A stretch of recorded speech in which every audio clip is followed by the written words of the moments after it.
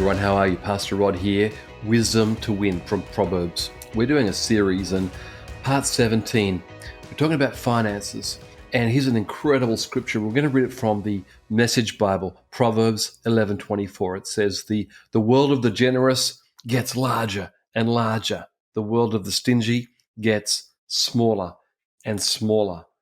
And as I dug into this, it sounds like it's an agricultural term, the concept of sowing and reaping, the concept of the one who sows and sows gets bigger and bigger, the one who withholds sowing, who holds back what is due, their crop will get smaller and smaller. And I learned this a number of years ago when we were pastoring in a country area of Australia called Toowoomba. Yay, beautiful Toowoomba. But Toowoomba is a very dry area and there's no water under the ground. So all the crops have to grow through natural rain. This is good in a wet season, but very hard in a dry season. And when we were living in Toowoomba, there was a 7-year drought, almost no rain for 7 years. And the farmers in our church were really asking for prayer, and we prayed with them. They were very generous. But I remember one year our key farmers in our church said, Pastor Rod, we feel it's time to sow our seed. We've looked at the online forecast. We've done our research.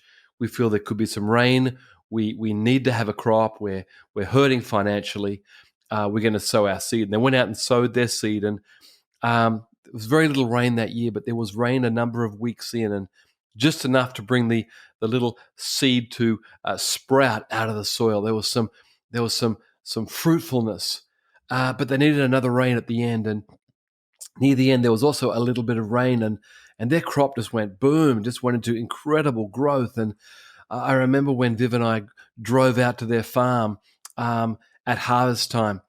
In every field, there was no crop because no one had planted. No one had planted in that crop. No one had planted in that crop. And then we came to a fence line, and inside that fence was beautiful crop, and it was our friend's farm because they had sown in a year of drought, but praying for a bit of rain. And I think that's what this proverb is saying, that the more you sow at the right time, the more you sow, your life's going to get bigger.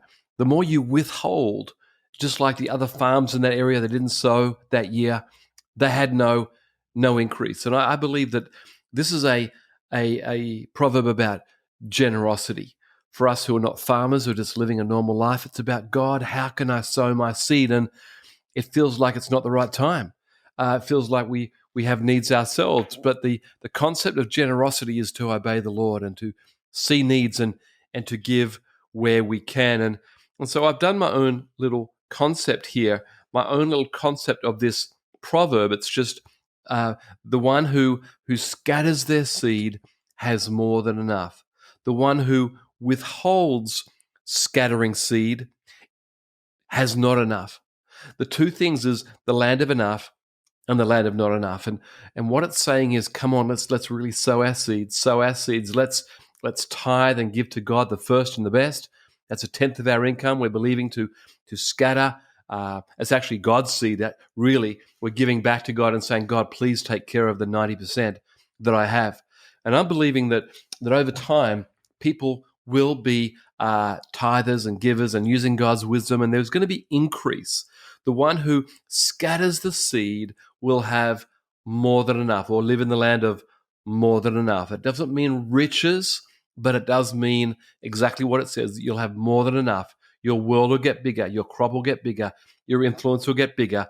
The one who withholds when they should sow their seed will be living in the land of not enough, always wishing they had more. And I just really want to encourage you in this time where maybe we're in a pandemic or difficult times, some tips about living in the land of enough. Number one is keep giving, keep praying, keep worshiping, keep encouraging, keep giving out something each week, giving out something in our lives. Number two, staying in faith, believing that God is with us, speaking it and praying it and believing it. And sometimes it doesn't come, sometimes it does, but over time, there's more and more.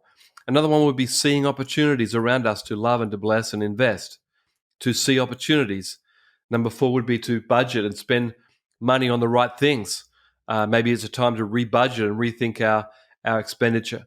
And the last thing is give to others what we have. Give knowledge, give strength, give encouragement, give prayer, giving to others. So once again, let me finish with the message version. Proverbs 11:24. The world of the generous gets larger and larger. The world of the stingy gets smaller and smaller. Which one are you? Hey, come on, let's really get into this generosity thing. God bless you all. Bye.